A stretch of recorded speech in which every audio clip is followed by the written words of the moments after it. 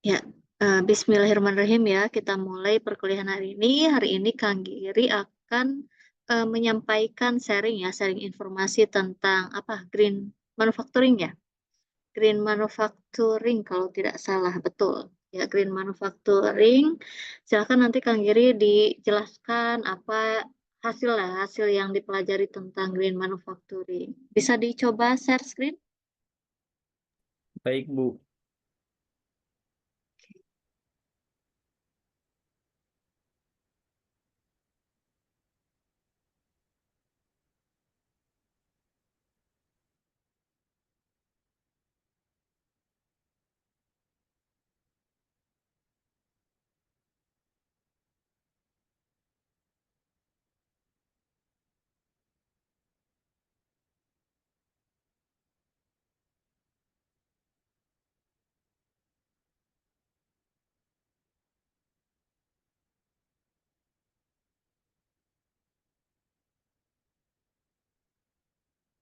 Hmm.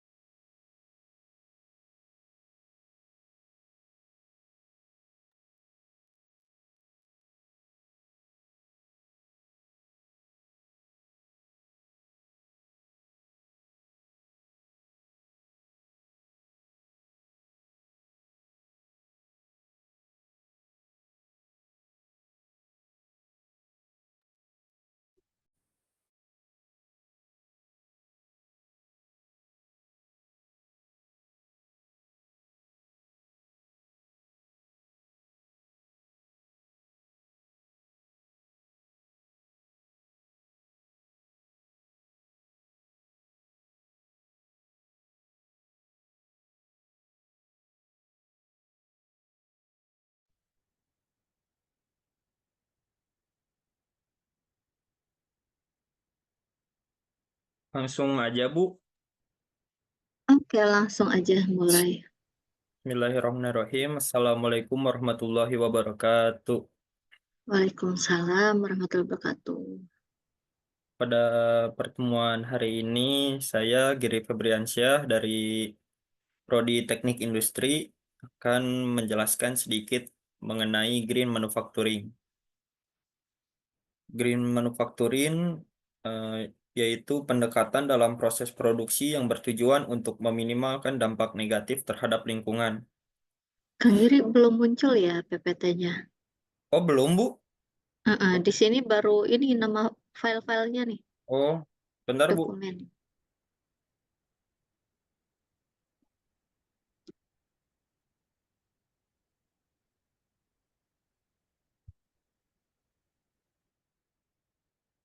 Bentar, Bu.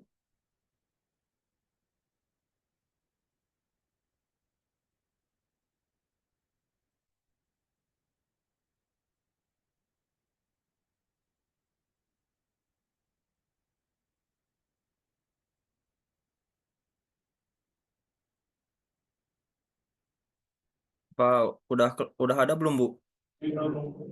Belum, kayaknya harus stop share dulu, terus nanti pilihnya yang screen. Oh, sebentar, Bu.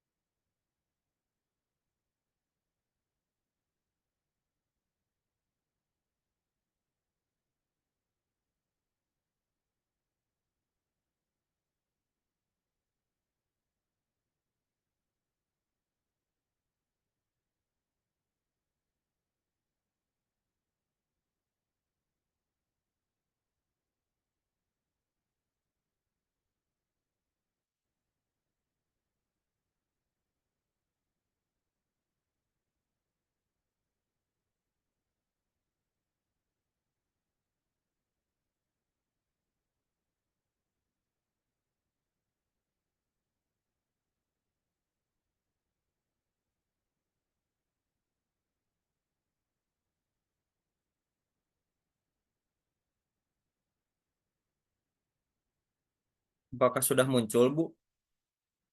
Sip, sudah muncul. Tinggal di slideshow aja.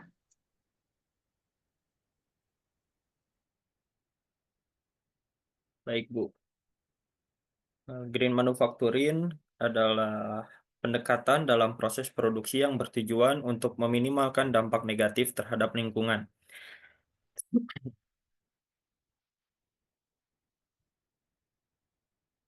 Green manufacturing adalah cara memproduksi barang dengan mempertimbangkan planet dan kesejahteraan manusia, tidak hanya keuntungan ekonomi semata.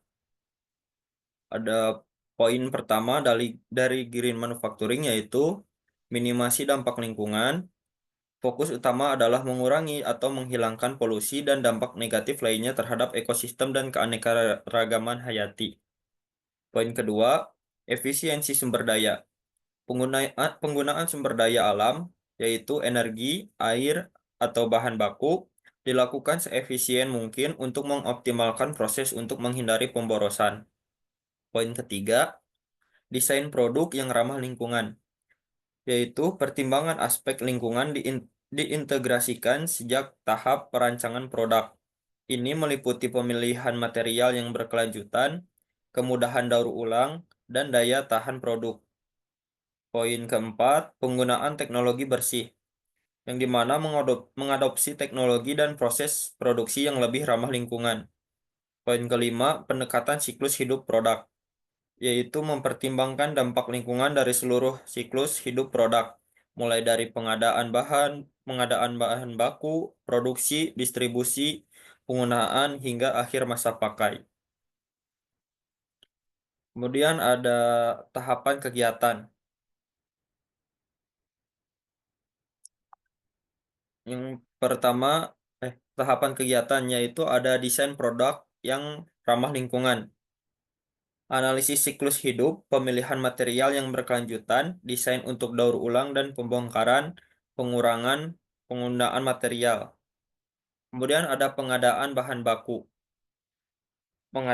baku yang berkelanjutan, memilih pemasok yang bertanggung jawab, preferensi untuk material lokal, sertifikasi keberlanjutan, dan transparansi rantai pasok.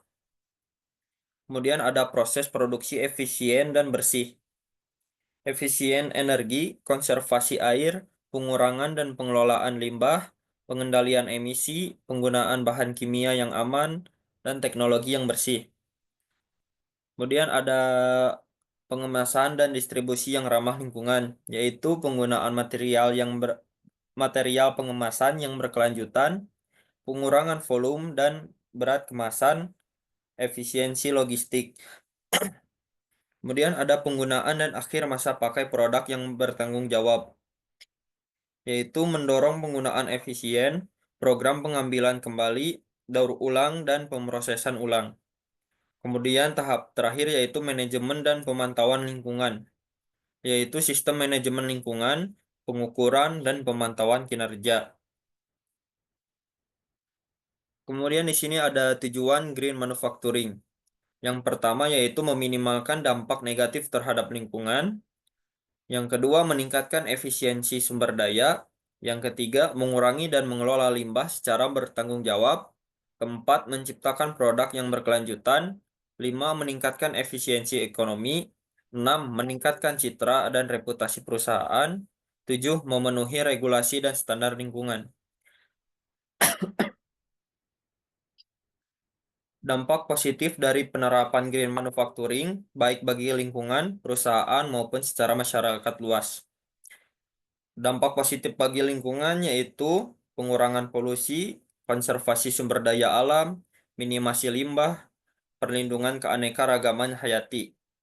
Kemudian dampak positif bagi perusahaan yaitu pengurangan biaya operasional, peningkatan efisiensi produksi, peningkatan citra dan reputasi perusahaan, dan inovasi keunggulan kompetitif. Kemudian terakhir ada dampak positif bagi masyarakat, yaitu lingkungannya lebih sehat, penciptaan lapangan kerja baru, peningkatan kualitas hidup, dan pembangunan berkelanjutan. Kemudian di sini ada contoh praktik kegiatan di sektor industri. Yang pertama, pemilihan bahan baku yang ramah lingkungan. Kedua, efisiensi energi dan penggunaan energi terbarukan. Ketiga, optimalisasi proses produksi dan pengurangan limbah. Keempat, pengelolaan limbah yang efektif. Kelima, desain produk yang memperhatikan siklus hidup. Dan yang keenam, penggunaan teknologi bersih. Di sini ada teknologi untuk menjamin keberlangsungan green manufacturing. Yang pertama, ada IoT atau Internet of Things. Yang kedua, ada kecerdasan buatan, AI, dan analisis data. Yang ketiga, energi terbarukan dan sistem penyimpanan energi.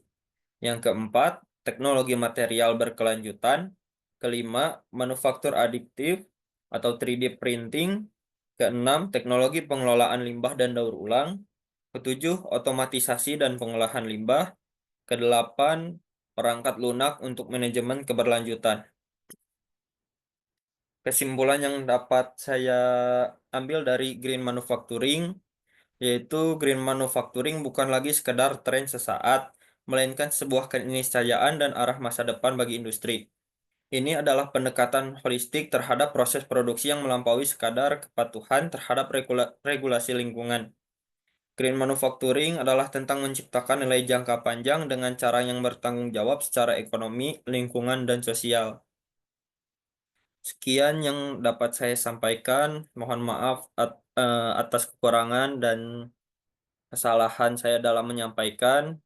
Terima kasih. Wassalamualaikum warahmatullahi wabarakatuh.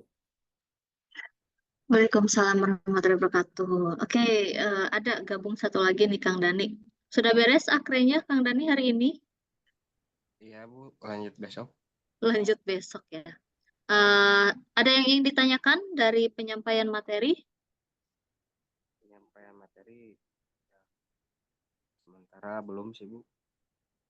Ya, kalau materinya lumayan lengkap ya dari sub materi yang harus dipelajari tentang green manufacture. Oke, Kang Giri, terima kasih. Bisa stop share sebentar ya. Stop share, nanti saya akan share beberapa tambahannya ya. Beberapa tambahannya tentang yang kaitannya. Semuanya sudah disampaikan, cuma nanti apa sih goalnya ya, goal utamanya kenapa sih harus green manufacturing ya. Ternyata Green manufacturing itu kalau teman-teman baca jurnal yang sudah saya upload ya di materi pertemuan 7 itu sudah ada cakupan atau perbedaannya antara green manufacture, lean manufacture dan juga sustainable ya. Di sini sebentar ya.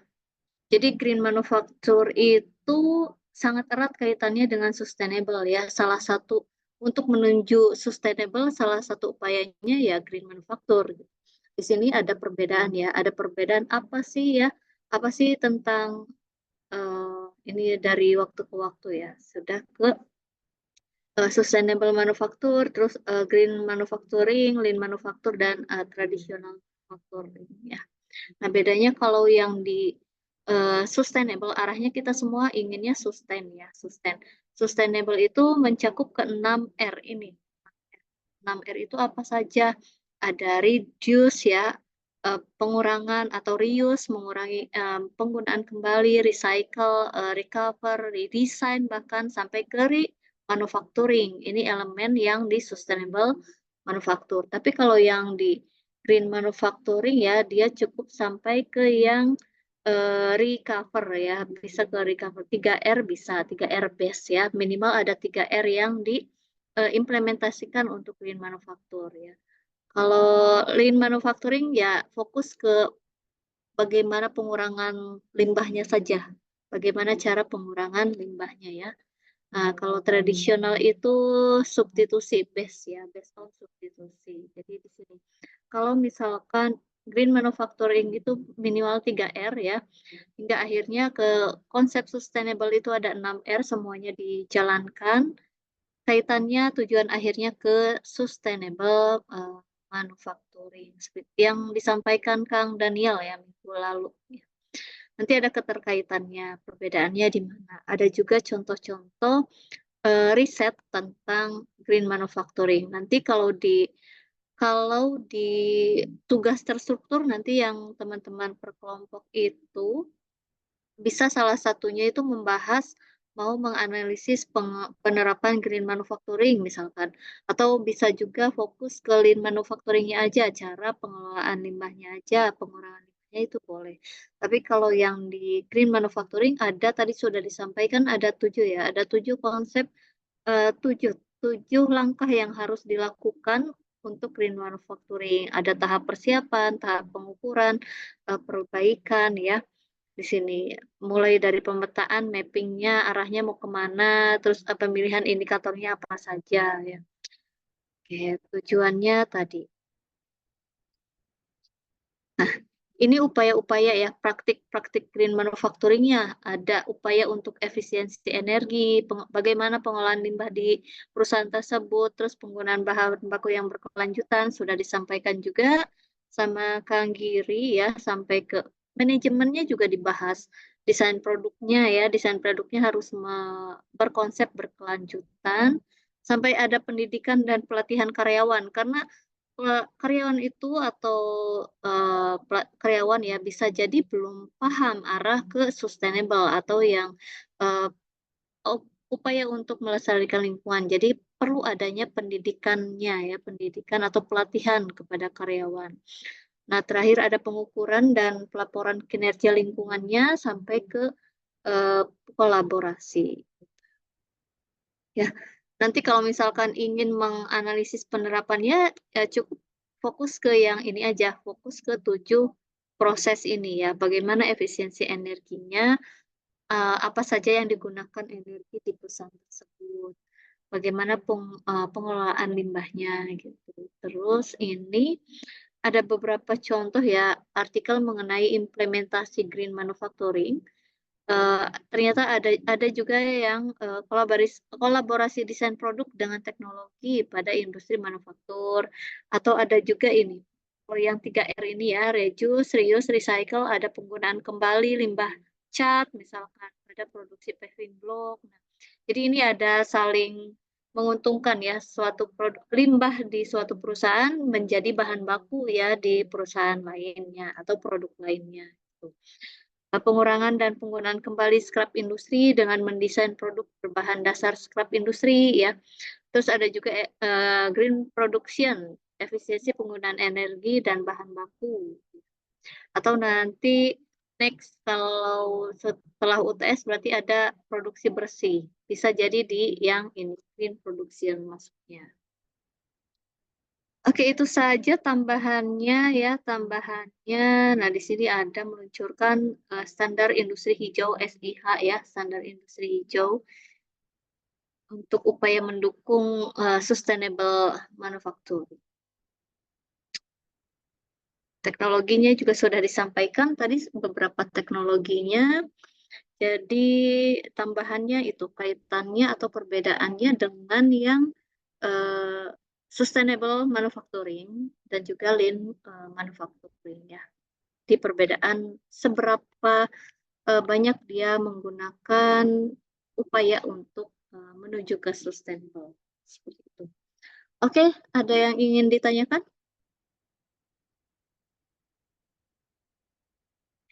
Atau cukup? Lumayan juga. Banyak kendala teknis tadi ya. Tapi alhamdulillah terlaksana. Oke, kalau tidak ada, minggu depan kita UTS ya. Kita UTS, metodenya nanti saya sampaikan di grup ya. Sekarang belum terpikir nih metodenya mau jawab soal atau seperti apa, atau kuis nanti, atau ada games-games kecil ya, kita lihat nanti. Yang jelas minggu depan Rabu kita sudah mulai UTS dan insya Allah online UTS-nya ya. Jadi persiapkan teman-teman untuk UTS minggu depan di semua mata kuliah. Oke, kalau tidak ada lagi yang ingin ditanyakan, kita akhiri perkuliahan hari ini. Terima kasih untuk sharing ilmunya, informasinya tentang green manufacturing. Semoga kita lebih terbuka lagi ya ke arah melestarikan lingkungan dan juga sustainable. Mulai gunakan barang-barang yang bisa 6R enggak ya, 3R lah minimal. Kita harus upayakan 3R itu. Terima kasih teman-teman, sehat selalu. Selamat beraktivitas kembali. Assalamualaikum warahmatullahi wabarakatuh. Waalaikumsalam warahmatullahi wabarakatuh. Terima kasih banyak Ibu. Sami-sami.